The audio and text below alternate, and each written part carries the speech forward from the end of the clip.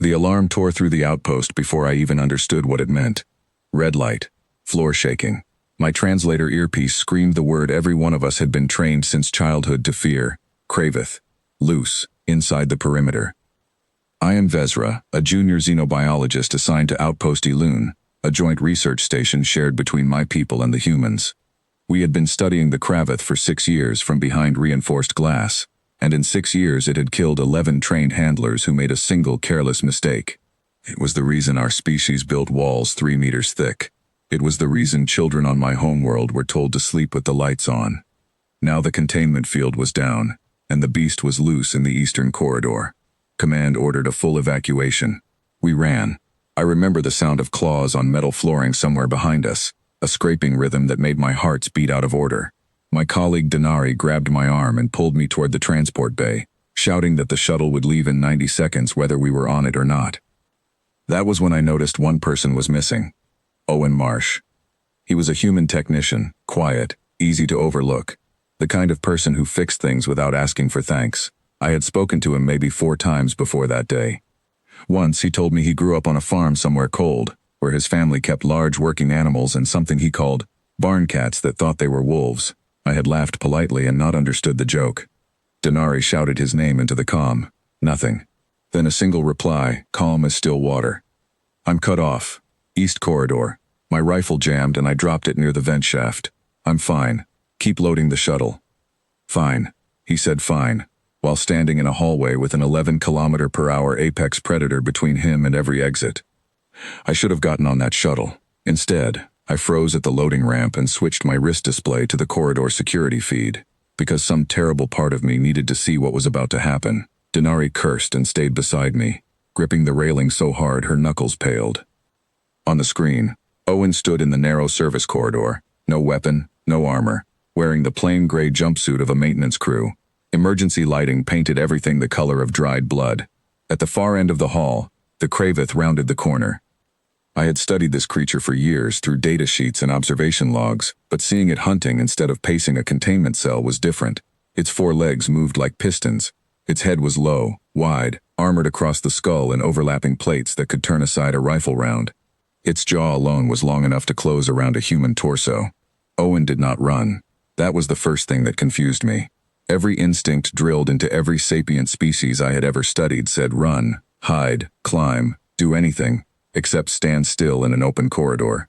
But he planted his feet shoulder-width apart and lowered his center of gravity, the way I had seen human wrestlers do in recordings, and he watched the animal the way you watch weather rolling in, not with panic, but with calculation. Vezra, Denari whispered beside me. What is he doing? I don't know, I said, and I meant it completely. The Kraveth charged. It closed the distance in under 2 seconds, a wall of muscle and armored bone aimed directly at a single unarmed human.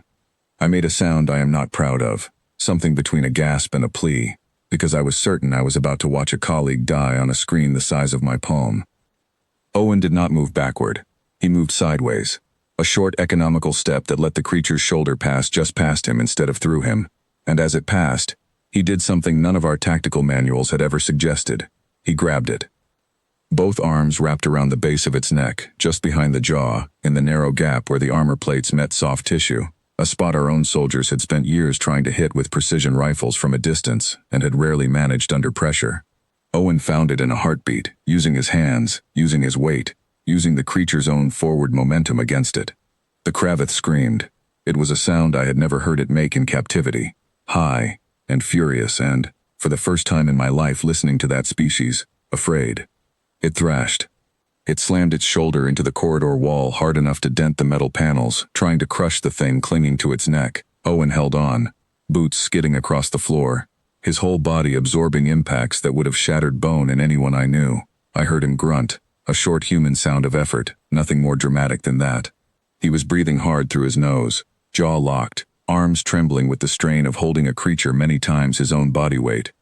He is going to die, Denari said, very quietly, and I could not argue with her, because everything I knew about biology and physics told me the same thing. But Owen shifted his grip. He drove his knee up into the base of the skull, into that same soft gap behind the jaw plates. Once, twice, a rhythm that had nothing wasted in it, nothing decorative, just precise mechanical pressure applied exactly where our own scientists had spent 6 years theorizing a weakness might exist without ever daring to test it directly. The Kravith's legs buckled. It did not fall all at once. It swayed, staggered sideways into the wall, and Owen rode the movement down with it, never losing his hold, adjusting his weight the way water adjusts to the shape of a container. When the creature finally went still on the corridor floor, he stayed locked in place for 3 full seconds, as if waiting to see if it would move again. It did not. Owen let go, stepped back, and put both hands on his knees, chest heaving. Then he looked up at the nearest camera, found the little blinking light, and said, in the same steady voice he had used to report his rifle jamming, "Corridor's clear. Somebody want to come get this thing off the floor before it wakes up annoyed." Denari and I stood frozen at the loading ramp for a long moment, before either of us could speak. "That is not possible," she finally said. I did not answer, because I was busy replaying the last 30 seconds in my mind, over and over, trying to make it fit into anything I understood about the universe.